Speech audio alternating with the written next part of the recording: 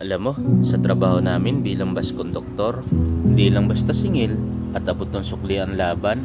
Dito sinusubok kung paano ka magiging patas. Minsan mahirap. Sa araw-araw, iba't ibang mga pasahero, may nagmamadali at mainit ang ulo. Minsan, may kulang ang bayad.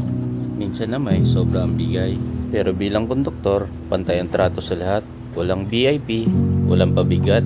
Lahat pantay sa upuan, pantay sa pamasahe. Kapag sinabi mong patas, ibig sabihin walang daya. Kung 50 pesos ang pamasahe, 50 pesos din ang singil.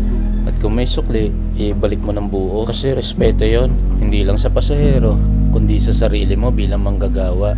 May mga pagkakataon na magtatangka. Pwede na siguro to boss, kulang pamasahe ko eh. Sa mga ganung pagkakataon nga, doon ka rin masusubok kung gaano ka katatag. Hindi kasi pera lang ang isinusugal dito, kundi pangalan mo, tiwala, at pati dignidad. Kung may natutunan ako sa pagiging konduktor, ito yung pagiging patas. Minsan mahirap, pero masarap sa pakiramdam kaysa sa panalo na galing sa daya. Kaya sa huli, mas importante ang respeto na nakukuha mo kaysa sa dagdag na barya na nawawala rin.